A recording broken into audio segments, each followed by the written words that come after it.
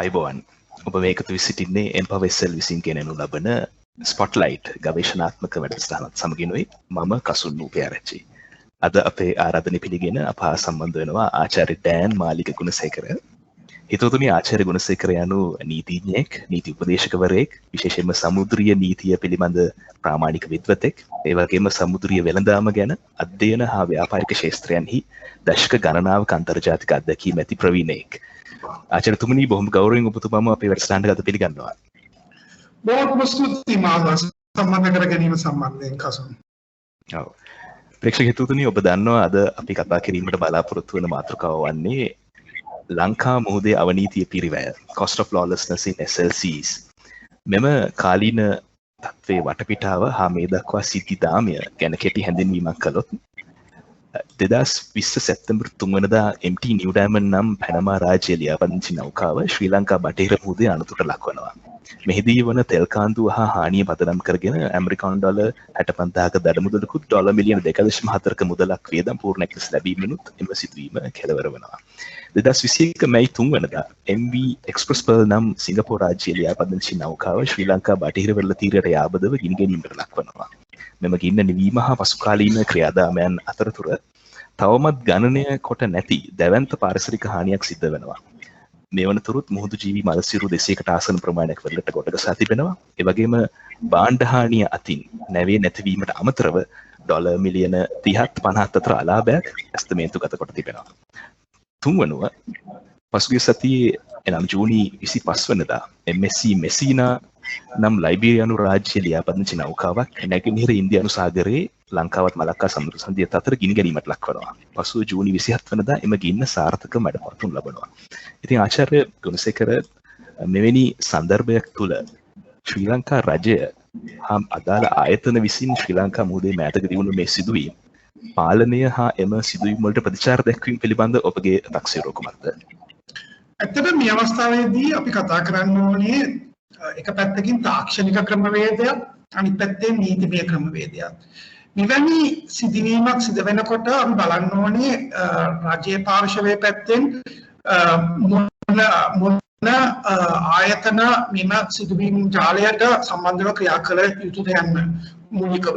ඉතින් ප්‍රධාන වශයෙන් අපි දන්නවා ලංකාවේ රාජ්‍යය ආයතන මට්ටමින් මෙතනදී ශ්‍රී ලංකා බරාය අධිකාරිය, ඒ වගේම ශ්‍රී ලංකාවේ මුහුදු පරිසරය සම්බන්ධව පරිසරය සුරැකීම සම්බන්ධව තියෙන රාජ්‍ය ආයතනය නැත්නම් අපි කියනවා මීපා සංවිධානය, Marine Environment Protection Authority එක.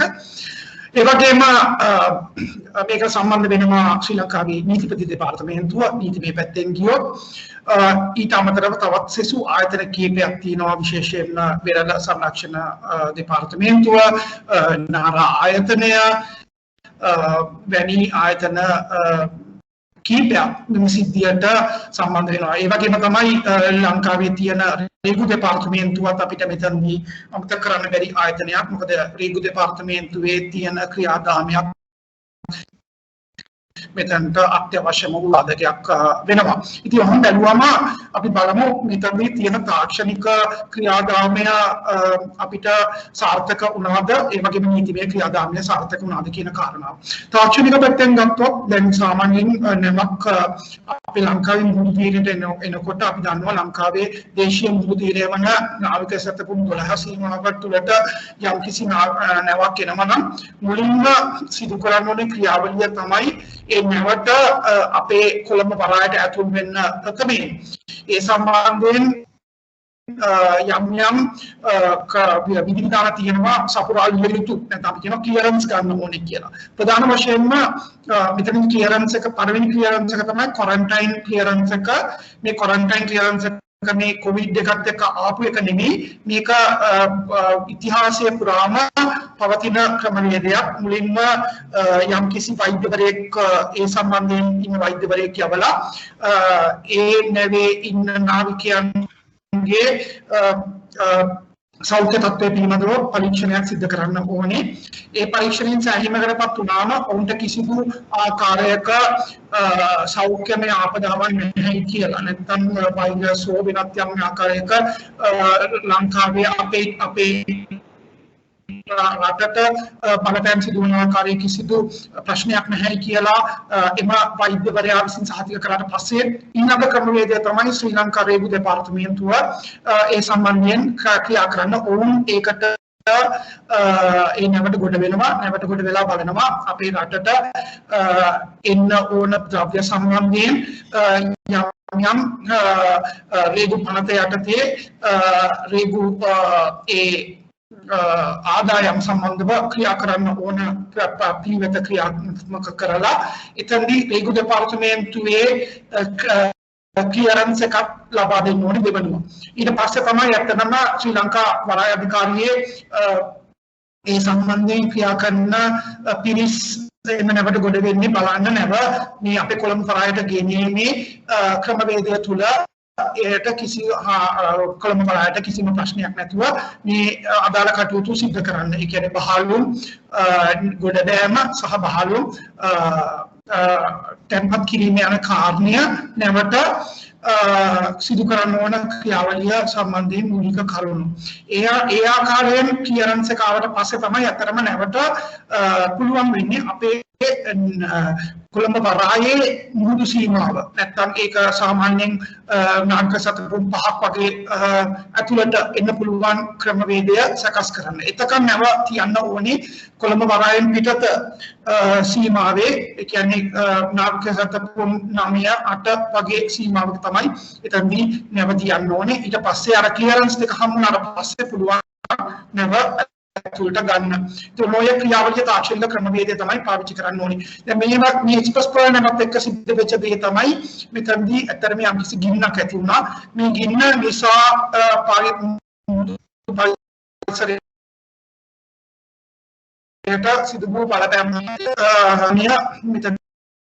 එතනදී තාක්ෂණික මට්ටමින් මේ ගින්න පාලනය කිරීමට බොහෝ දුරට කටයුතු කරේ. ඒ අනුව තමයි ඒ ගින්නට ආශ්‍රිතව එම කටයුතු වලට අවශ්‍ය ප්‍රතිපාදන ක්‍රියාවලිය සකස් කරේ. දැන් මෙතනදී අපි දන්නවා මෙවැනි ගින්නකට ලක් වුණාම මුහුදු පරිසරයට විශේෂයෙන්ම හානිදායක වෙන්න පුළුවන්. අපිට ඒ සම්බන්ධයෙන් නීතිමය කාරණාව තමයි නීතිමය තියෙන පනත තමයි මේ මුහුදු පෙරළ දූෂණයට ලක්වීමට එරෙහිව තියෙන අපි කියනවා Marine Pollution Prevention Act 2008 අංක 35 දරන පනත යටතේ ක්‍රියා කරන්න පුළුවන් කාරණාව. මෙහිදී විශේෂයෙන්ම මීපා කියන ආයතනයට තියෙනවා ඉතාමත් ලොකු පරිපතයක ක්‍රියා කරන්න පුළුවන් හැකියාව එම මම කියපු පනතේ 24 වන වගන්තිය යටතේ ක්‍රියා කරන්න පුළුවන් උන්ට විශාල පරිපතයක ක්‍රියා කරන්න පුළුවන් හැකියාවක් ඒ 24 වන වගන්තියෙන් ලබා දීලා තියෙනවා. ඉතින් මෙවැනි අවස්ථාවකදී මෙවැනි ආපදාවකට ලක් වෙච්ච නැවක් සම්බන්ධයෙන් විශාල පරිපතයක් තුල කටයුතු කරන්න පුළුවන් හැකියාවක් මේ පායතනයට තියෙනවා. එතනදී නැව අත්අඩංගුවට ගැනීම හෝ නැව රඳවා තබා ගැනීම ඒ වගේම දෙන්න ඕන සියලු උපදෙස් සියලු ඩිරෙක්ටිව් නැත්නම් සියලු නියෝග ඒ සියලු දේ එම 24 වෙනි වගන්තිය ප්‍රකාරව ගැනීමේ බලය තියෙනවා මේ පායතනයට. උන් ඒ දේවල් කරන්න ඕනේ නීතිමය වශයෙන් උන් බැඳලා ඉන්නවා ඒ දේවල් කරන්න. ඉතින් එහෙම දේවල් කරලා ඊට පස්සේ මේ පායතනයට පුළුවන් යම් කිසි නීතිමය ක්‍රියාමාර්ග ලබා ගන්න මේ නීතිපති දෙපාර්තමේන්තුව හරහා පුළුවන් ඊළඟ නීතිමය ක්‍රියාදාමයට යොමු වෙන්න. ඉතින් මෙතනදී ඇත්තටම කල යුතු තිබූ දේ තමයි මෙවැනි ආපදාවක පෙරනිමිති දැක්කට පස්සේ මෙම මුහුදු පරිසරයට වෙච්ච හානිය වෙන්න පුළුවන් හානිය ගැන සලකලා මුලින්ම අපිට පුළුවන් වෙනවා මේ නැව අත්අඩංගුවට ගන්න. නැත්නම් අපි කියනවා ship arrest එකක් කරන්න. මේ අත්අඩංගුවට ගැනීම තමයි පළමුව ක්‍රමවේදය කරන්න පුළුවන්. මොකද අපේ කොළඹ පිහිටි වාණිජ්‍ය මහාධිකරණය මගින් මෙවැනි අත්අඩංගුවට ගැනීමක් සිදු කරොත් එතනදී නැවේ අයිතිකරු නැත්නම් නැව ක්‍රියාත්මක කරන ඔපරේටර් සමාගම ඒ පාර්ශවයන් කීප දෙනෙක් ඕනනම් චූදිතයන් වරදකරුවන් නැත්නම් අපි කියන්නේ ඒගොල්ලන්ට ඩිෆෙන්ඩන්ට්ස් නැත්නම් වගඋත්තරකරුවන් කරලා පිටිකරුවන් කරලා ඒ නඩු කටයුතු ආරම්භ කරන්න පුළුවන්. ඒ අනුව අපි අපේ අධිකරණයේ මම කිව්ව විදිහට අත්අඩංගුවට ගැනීම නැව අත්අඩංගුවට ගැනීමේ නියෝගයක් ගත්තට පස්සේ ඒ විත්තිකරුවන්ට සිද්ධ වෙනවා අපේ අධිකරණයට යම්කිසි මුදලක් ඒ අනුව අපිට ඇස්තමේන්තු ගත කරන්න පුළුවන් මුදලක් හිතා ගන්න පුළුවන් මේ මුදු දූෂණය සම්බන්ධයෙන් ඒ වෙන අලාභය අපි කියන මුදලක් ඒගොල්ලන්ට සිද්ධ වෙනවා අපිට මේ සිකියුරිටි ඩිපොසිට් එකක් විදියට නැත්තම් මුලින් අත්කරන මුදලක් විදියට ලබා දෙන්න. ඒ අනුව ලබා දෙන්න ඒගොල්ලන් බැඳෙනවා. ඒ විදිහට එහෙම ලබා දුන්නාට පස්සේ තමයි අධිකරණයට පුළුවන් වෙන්නේ මේ සම්බන්ධයෙන් මේ නව මුදා හැරීමේ කටයුතු අත්අඩංගුවෙන් මුදා හැරීමේ කටයුතු වලට අවශ්‍ය ක්‍රියාපටිපාටිය සිද්ධ කරන්න ක්‍රියාදාමය සිද්ධ කරන්න. ඉතින් ඒ අනුව ගත්තොත් මෙවැනි ක්‍රියාවලියක් මම දැක්කේ නැහැ මේ තත්ත්වය තුළදී සිද්ධ වෙනවා. ඉතින් මෙතනදී අර මම කිව්වා වගේ නීතිමය ක්‍රියාවලිය නියමාකාරයට සිද්ධ වුණා කියලා මට සෑහීමකටපත් වෙන්න බෑ. මොකද දැන් අපිට වෙලා තියෙන තත්ත්වය තමයි දැන් මේ සිද්ධිය හා සම්බන්ධව අලාභ ගැනීමේ ක්‍රමවේදයට යනකොට අපි ඒ නීතිමය ක්‍රියාවලිය ගත්තද නැද්ද කියන එක ලොකු ප්‍රශ්නාර්ථයක්. දැනටත් අපි දන්නවා කිසිම ඒ වැනි අලාභ ගැනීම සම්බන්ධයෙන් නීතිමය ක්‍රියාවලියක් තාමත් ආරම්භ වෙලා නැහැ. දැන් ආරම්භ වෙලා තියෙන්නේ ඒ නැවේ සේවය කරපු කපිතාන් සහ යම් යම් වෙනත් අය සේවකයන් වට විරුද්ධව අපරාධ නීතිය යටතේ නඩු පැවරීමක් විතරයි ඒ සම්බන්ධයෙන් කරුණු වාර්තා කරලා ඒ සම්බන්ධයෙන් යම් කිසි නඩු පැවරීමක් විතරයි එතනදී සිද්ධ වීගෙන යන්නේ. ඉතින් එහෙම බැලුවොත් ඔබේ ප්‍රශ්නයට පිළිතුරක් වශයෙන් මේ 탁සේරුව ගැන කතා කරොත් මේ සම්පූර්ණ ක්‍රියාවලිය 탁සේරුව ගත්තොත් ඇත්තටම සෑහීමකටපත් විය හැකි මට්ටමේ ක්‍රියාවලියක් සිද්ධ වෙලා නැහැ කියන එක තමයි මගේ අදහස. ඔව් ආචාර්ය ගුණසේකරයි. ඉතින් ඔබ ප්‍රකාශ කළ විවිධ අඩුපාඩු සිදුවන බව මේ ක්‍රියාදාමය තුළ. ඉතින් අපි ඒට හේතුව ගැන හිතුවොත් ලංකාවේ නීතිමය ප්‍රතිපාදන එහෙම නැත්නම් අදාළ ආයතන වල පරිණතභාවය, භාවිතා කරන තාක්ෂණය, කාර්යක්ෂමතාව මේ පිළිබඳ විවිධ චෝදනා එල්ල වුණ විවිධ පාර්ශ්ව වලින් ඔබ හිතනවාද එහෙම ගැටලුවක් එහෙම ගැප් එකක් තිබෙනවා කියලා අපේ වර්තමාන ක්‍රියාපටිපාටිය තුළ? ඇත්තටම ඔවුන් විශේෂයෙන්ම මම දකින්නේ මේ නීතිමය ප්‍රතිපාදන වල තියෙන අඩුලුහුඩුකම්. මම ඉස්සෙල්ලා කියපු අර පනතේ අඩුලුහුඩුකම් තියෙනවා. නමුත් ඒ පනතේ තාමත් විශාල වශයෙන් ක්‍රියා කරන්න පුළුවන් තත්ත්වයක් තියෙනවා. මම ඉස්සෙල්ලා කිව්වා වගේ මේ ආයතනයට ඒ වගේම ඒ ලබා ගැනීම අලාභ ලබා ගැනීම ක්‍රමවේදය තුළ යම් යම් අඩුපාඩු තියෙනවා. මොකද අපි ජාත්‍යන්තරව දැනට අපිට තියෙන ලබා ගන්න පුළුවන් නීතිමය ප්‍රතිපාදන අපි ලබාගෙන නැහැ. මේක තමයි විශේෂයෙන්ම අපේ නීතිය දකින්න පුළුවන් අඩුපාඩුකම. ඒ කියන්නේ අපේ නීතිය ඇත්තම නළුව 2008 ඇති වෙලා තියෙන නීතියක්. ඒ නීතියේ අපිට දැක්කලා නැහැ අර ජාත්‍යන්තරව වශයෙන් පවතින නැත්තම් ගන්න පුළුවන් නීති ගොඩක් අපි අරගෙන නැහැ. මේ නඩු මේ නැව ඇත්තටම මේ රසායනික ද්‍රව්‍ය වෙනපු නැව. මේ රසායනික ද්‍රව්‍ය ගේන්න බෑ කියලා කොහෙවත් නැහැ. ගේන්න පුළුවන්. මේක ඉතාමත් නීතිමය වශයෙන් හරි ක්‍රියාවලියක්. ඒක කිසිම ප්‍රශ්නයක් නැහැ.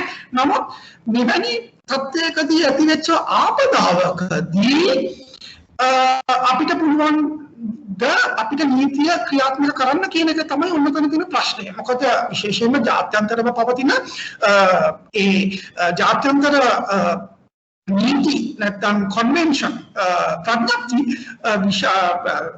යම් කිසි සංඛ්‍යාවක් අපි අපේ නීතිමය පද්ධතියට ඇතුළත් කරගෙන නැහැ.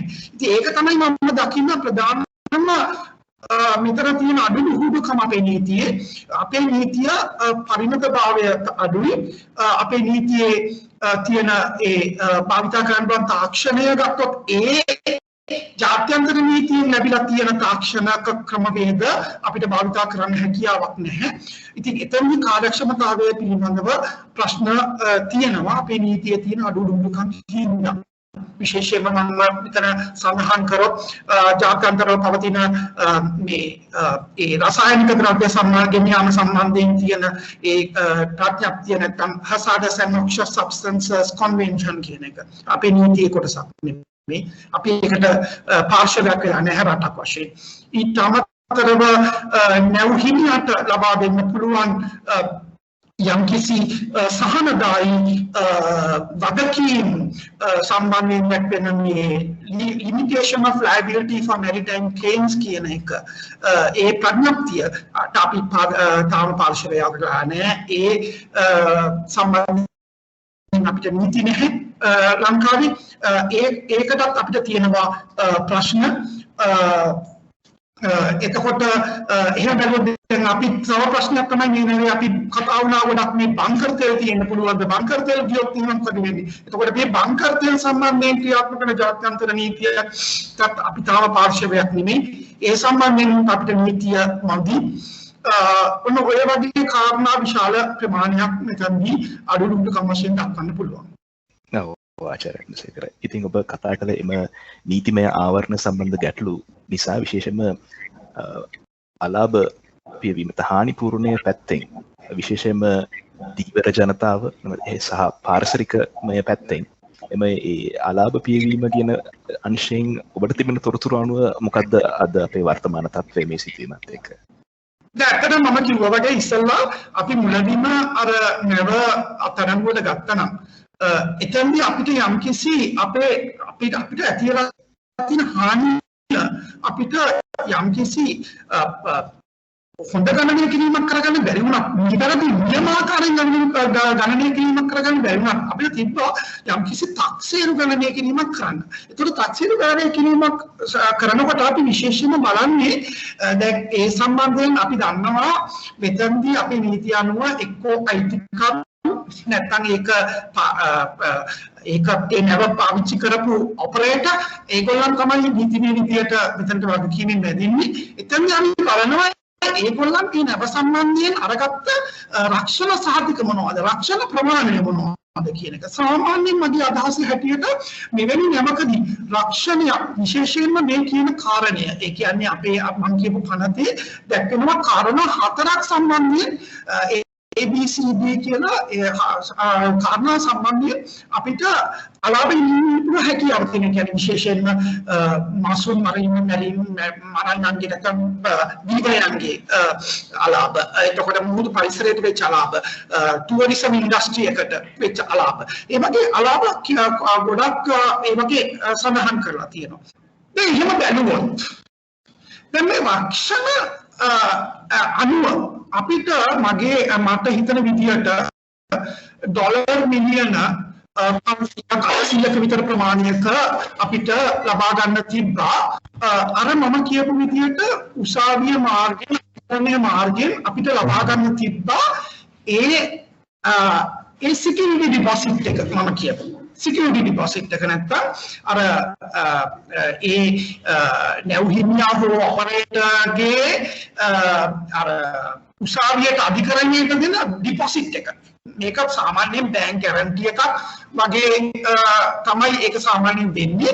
එතකොට එවැනි දෙයක් අපේ උසාවියේ තැන්පත් වුණා නම් ඉදිරියේදී අපිට තියෙන සියලුම අලාභ ඉන්නේ අන්න ඒ සිකියුරිටි ඩිපොසිට් එක හරහා අපිට ලබා ගැනීමේ හැකියාව තියෙනවා. දැන් ඕක මම දැක්කා මේ නිව් ඩයමන්ඩ් මේ තත්ත්වෙදී අපි ඒ වගේ ක්‍රියාවලියකට ගියේ නැහැ. එහෙම ක්‍රියාවලියකට යන්න තිබ්බා නමුත් ගියේ නැහැ. එතනත් අපිට යම්කිසි ලබා ගන්න තිබ්බා.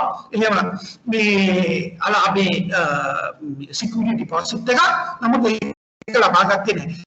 මෙතනත් ඕක වුණා. ඉතින් දැන් වෙලා තියෙන්නේ අපිට දැන් බලන්න වෙනවා කොහොමද මේක දැන් ඉස්සරහට අපිට ලබා ගන්න කියන එක.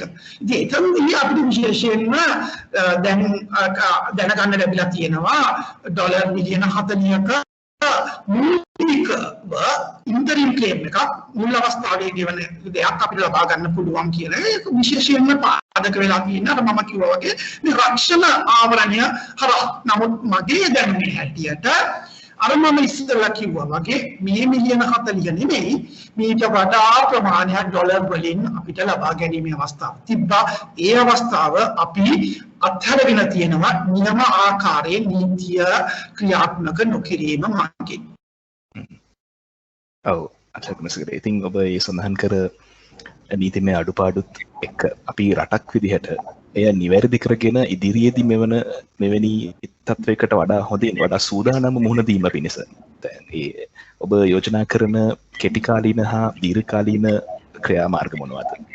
අපිට මේ ඇතුළත දින තත්ත්වය තුල දැන් අපිට ඉදිරියට කරන්න පුළුවන් දේ තමයි අඳුම ගන්න දැන් මේ නැව ඔපරේට් කරපු ඔපරේටර් කෙනෙක් ඉන්නවා. මොකද නැව අයිතිකාරයාට කියන්න පුළුවන් එයා ඉන්න පොඩි සමාගමක්. මොකද ඒ නැව සම්බන්ධයෙන් ඇති කරගත්ත සමාගමක් විතරයි ඒක. ඉතින් එතනදී ආට කියන්න පුළුවන් දැන් මගේ නැව ගිනිලා ඉවරයි මට දැන් ඊට වඩා වෙන ඇසෙට් එකක් නැත්තම් වෙන මේකක් නැහැ මට තිබ්බේ ඒ නැව විතරයි දැන් මේ නැවත් ගිනිලා ඉවරයි දැන් මට ගෙවන්න කිසි දෙයක් ඉතුරු වෙලා නැහැ. එතකොට එහෙමනම් අපිට තියෙන්නේ ඒ නැවේ තියෙන ඉන්ෂුරන්ස් එක නැත්තම් රක්ෂණය ආදාළ කරගෙන ගන්න පුළුවන් ප්‍රීමියම් ඊට අමතරව අපිට යන්න පුළුවන් දැන් ඔපරේටර් නැත්තම් මේක ක්‍රියා කරපු සමාගමට විරුද්ධව නඩු දාලා ඔවුන්ගේ වෙනත් තියෙන නැවක් අපිට අත්අඩංගුවට අරගෙන ඒ සම්බන්ධයෙන් අපිට යන්න පුළුවන් උපරිමයකටම යන්න පුළුවන් හැකියාව තියෙනවා. ඉතින් ඔය වගේ දේවල් තමයි අපිට දැනට කරන්න පුළුවන් වෙන්නේ. අර මම ඉස්සෙල්ලා කිව්වා වගේ අපි ජාත්‍යන්තර ප්‍රඥප්ති වලට පාර්ශවයෙන් වෙලා සිටිනවා. විශේෂයෙන්ම අර මම කියව hazardous and noxious substances HNSC කියන කන්වෙන්ෂන් යටතේ ගියා නම් අපිට තවත් ඉදිරියට ඔය යන්න තිබ්බා. මොකද ඒ අනුව තියෙනවා HMS ෆන්ඩ් එකක් තියෙනවා. ඒ ෆන්ඩ් එකෙන් අපිට යම් කිසි මුදල් ප්‍රමාණයක් ගන්න පුළුවන් හැකියාවක් තිබ්බා. නමුත් අපි ඒකට පාර්ශවයක් නොවන හින්දා අපිට ඒක ගැනීමේ අවස්ථාවක් දැන් නැහැ. ඉතින් අපිට ඇත්තටම දැන් වෙලා තියෙන්නේ අර මම කිව්වා වගේ මේ රක්ෂණයෙන් සහ මේ නව ක්‍රියා කරපු සමාගමට විරුද්ධව නීතිමය ක්‍රියාමාර්ග අරගෙන ගන්න පුළුවන් උපරිමයටම යන්න එක තමයි අපිට දැනට කරන්න පුළුවන් මේ සිද්ධිය සම්බන්ධයෙන් කරන්න පුළුවන් උපරිම දේ. ඉදිරියේදී අපිට මම ඉස්සෙල්ලා වගේ අනාගතයේ මේ අපේ නීතිය යාවත්කාලින කිරීම සම්බන්ධයෙන්දී මම අවුරුදු ගානකින් නම් මේ ලංකාවේ ඒ අදාළ ආයතන වලට කියපු දේ තමයි අපේ මේ ජාත්‍යන්තර නීතිත් එක්ක අපි අපේ නීතිය යාවත්කාලින කරන්න ඕනේ කියන එක. ඒ ක්‍රමවේදය දැන් අවුරුදු ගානක් තිස්සේ ඉතාමත් ඉදිගමෙන් ගිය ක්‍රමවේදයක්. තාමත් අපි මේ බලන්න HMS නැත්නම් ඉස්සෙල්ලා කියපු කන්වෙන්ෂන් එක 2002 දී 1996 මුලින් ඇවිල්ලා පස්සේ 2010 දී ඒක නැවත යාවත්කාලින කරා ජාත්‍යන්තර. ඉතින් අඩුම ගානේ 2010 කරපු එකක් දැන් අවුරුදු 11ක් ගිහිලා අපි තාම පාර්ශවයක් වෙලා නැහැ. බංග කන්වෙන්ෂන් එක 2001 ඒක 2001 ඉඳලා අවුරුදු දැන් 20ක් වෙනකන් අපි තාම කරගෙන නැහැ. අපි පාර්ශවයක් වෙලා නැහැ. තවත් කන්වෙන්ෂන් තියෙනවා මේක සිද්ධියටම අදාළ සහ අත්‍යවශ්‍යම කිසිම දෙයකට අපි තාම කරන්න ඕන ක්‍රියාවලිය අපි කරගෙන නැහැ. ඉතින් එහෙම දැනුවොත් අපි මේ දේවල් හැම එකක්ම අපි සිද්ධ කරන්න ඕනේ මෙතනදී. ඉතින් ඒ දේවල් වලට අපි පාර්ශවයන් වෙන්න ඕනේ. ඒ පාර්ශවයන් වෙලා තමයි අපිට පුළුවන් වෙන්නේ අපේ නීතිය යාවත්කාලින කරන්න. මොකද අපි ඇවිල්ලා අපේ රටේ තියෙන නීති සම්ප්‍රදාය තුල අපිට සිද්ධ වෙනවා අපේ නීතිය හදාගෙන අපි ජාත්‍යන්තර නීතියට පාර්ශවයක් වෙලා අපේ නීති යාවත්කාලින කරන්න. ඉතින් ඒක ඒ වැඩපිළිවෙල දීර්ඝකාලීන වෙන්න පුළුවන් නමුත් දැන් අපි හිතන්න ඕනේ මේ ගැන කියන එක ප්‍රශ්නාර්ථයක්. අපි මීට කලින් ඕක අවුරුදු ගානක් තිස්සේ හිතන්න ඕන දෙයක්. ඉතින් දැන්වත් අඩුම ගානේ අපිට සිද්ධ වෙලා තියෙනවා මේ ගැන අපහු නැවත හිතලා වැඩ කරන්න.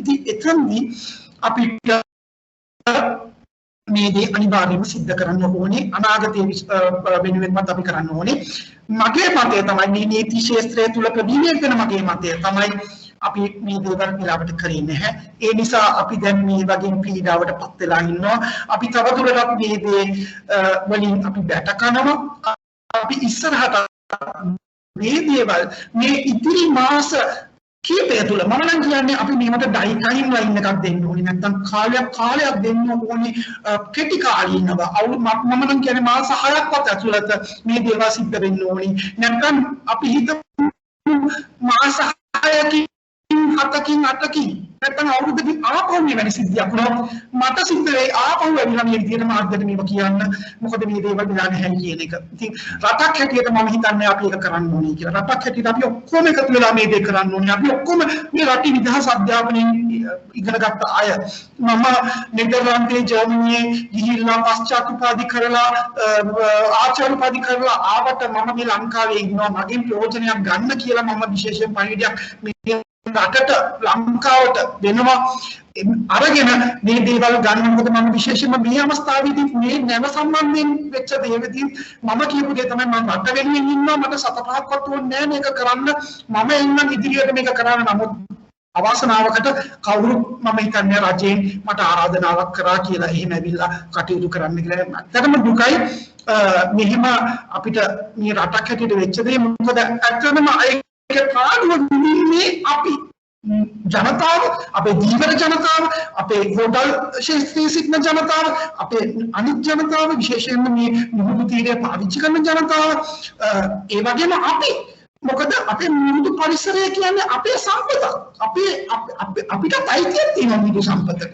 එතකොට මුහුදු පරිසරයට අපිට අයිතියක් තියෙනවා ඉතින් අපි මේකේ විඳිතව බවට පත් වෙලා ඉන්නවා ඉතින් ඇත්තටම දුකයි මේ දෙයක් මොකක්ද සම්බන්ධයි ආචාර්යකනසකර ඉතින් ඔබ වැනි ප්‍රවීණයන් අපේ රටට සම්පතක් ඉතින් මෙම ශාස්ත්‍රයේ හැම ප්‍රවීණයන් ඉන්නේ බොහොම අතලොස්සයි. ඉතින් අපි හිතනවා ඔබ වැනි ඔබගේ දායකත්වය මීට වඩා බලධාරීන් විසින් ලබා ගනී කියලා. ඒ සමගින් අපි අපගේ වැඩසටහනේ අවසන් අධීරයට පැමිණ තිබෙනවා.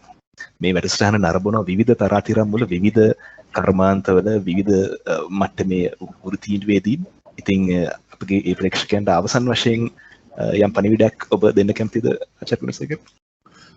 මම අවසන් වශයෙන් දෙන පණිවිඩය ඇවිල්ලා මේ මුහුදු පරිසරය සම්බන්ධයෙන් අපිට ලබා ගන්න පුළුවන් දේවල් ලබා ගන්න කොහොමද කියන එකයි විශේෂයෙන්ම මොකද අපි ඇවිල්ලා දූපතක්. අපි මුහුදෙන් වට වෙච්ච රටක්. ඉතින් අපිට මුහුදු පරිසරය කියන්නේ ඉතාමත් අත්‍යවශ්‍යම පරිසරයක්. මුහුදු පරිසරයේ දූෂණයට ලක් වුණොත් රට දූෂණයට ලක් වෙනවා. අපිත් ජනතාවක් හැටියට පුද්ගලයන් හැටියට අපි දූෂණයට ලක් වෙනවා මුහුදු පරිසරය දූෂණය වුණොත් ඒකෙන් ගන්න පුළුවන් සියලු ක්‍රියාමාර්ග ගන්න මොකද මුහුදු පරිසරය ආරක්ෂා කිරීම කියන එක ඇත්තටම මේ නැව් වලින් සිදුවන මුහුදු පරිසරය ආරක්ෂා කිරීම විතරක් නෙමෙයි මොකද නැව් වලින් මුහුදු පරිසරය ආරක්ෂා කිරීමට විශාල වශයෙන් නීති තියෙනවා මම කියපු විදිහට ජාත්‍යන්තර නීති තියෙනවා විශාල වශයෙන් මොකද shipping trade එක වැඩියෙන්ම රෙගුලරයිස් වෙච්ච නැත්නම් නියාමනය වෙච්ච නැත්නම් ඒකට ජාත්‍යන්තරම විශාල වශයෙන් නීති තියෙනවා. නමුත් රටක් හැටියට අපි බැලුවොත් අපේ මුහුදු පරිසරයේ වැඩියෙන්ම දූෂණය වෙන්නේ අපි රට ඇතුළේ අපි මුහුදු පරිසරයට කරන අපද්‍රව්‍ය නැත්නම් දූෂණය වෙන දේවල් අපි හිතමු ගංගා සහ කැනල්ස් වලින් නැත්නම් ඒ අදාළ අපි කියන මේ ඒ කැනල් ආශ්‍රයෙන් අපේ යන්න පුළුවන් ගොඩාක් දේවල් අපි දූෂණය කරනවා ඒ වගේම අන්තිමටම මුහුද තමයි දූෂණය වෙන්නේ ඒ සම්බන්ධයෙන් නීති ගොඩාක් අඩුයි ජාත්‍යන්තරවත් අඩුයි දේශීය වශයෙන් අඩුයි මොකද අපි දන්නවා අපි හිතයි අපි අපේ ගෙදරින් උනත් අපි දාන මල පහ කරන නල උනත් කොහෙද යන්නේ අවසාන වශයෙන් මුහුදට ඒකින්ද අපි දූෂණය කරනවා වැඩියෙන් මුහුද ඉතින් අපි ඒකෙන් හිතන්න ඕනේ ජනතාවක් හැටියට අපි වෘත්තිකයෙක් හැටියට විශේෂයෙන්ම ප්‍රතිචක්‍රීකරණය කරලා සුන්දර විදියට මුහුදට යවන්න කොහොමද මොකද මම දැන් දුබායි වගේ රටවල් ගත්තොත් ඒගොල්ලන් ඒ ක්‍රමවේද ඉතාමත් විශාල වශයෙන් පාවිච්චි කරනවා ඒගොල්ලන්ගෙන් බැහැර වෙන සියලු අපද්‍රව්‍ය මුහුදට එක්කිරීමේදී ඒගොල්ලන් ඉතාමත් ප්‍රතිචක්‍රීකරණය කියන එක ඒගොල්ලන් විශාල වශයෙන් හොඳට පාවිච්චි කරනවා මුහුදු දූෂණයක් නොවන විදියට ඒක මේවා කරන්නේ මොකද මුහුදු කියන්නේ මේ නැව්වලට විතරක් අවශ්‍ය දෙයක් නෙමෙයි මුහුද අපි හැමෝටම අවශ්‍යයි මොකද අපි මේ අවස්ථාවේදී මම දන්නවා අපේ මිනිස්සු ගොඩක් බයයි මසුන් කන්න ආහාරයට ගන්න පවා ගොඩක් බයක් ඉන්නේ මොකද මෙවැනි දූෂණය තුලදී මම කියන්නේ මේ නවින් වෙච්ච දූෂණය විතරක් නෙමෙයි අපි දූෂණය කරනවා අපේ මුහුද ජනතාවක් වශයෙන් එතනත් අපි හිතන්නේ මේ අන්තිමටම මේ අපද්‍රව්‍ය කන්නේ අපිම කන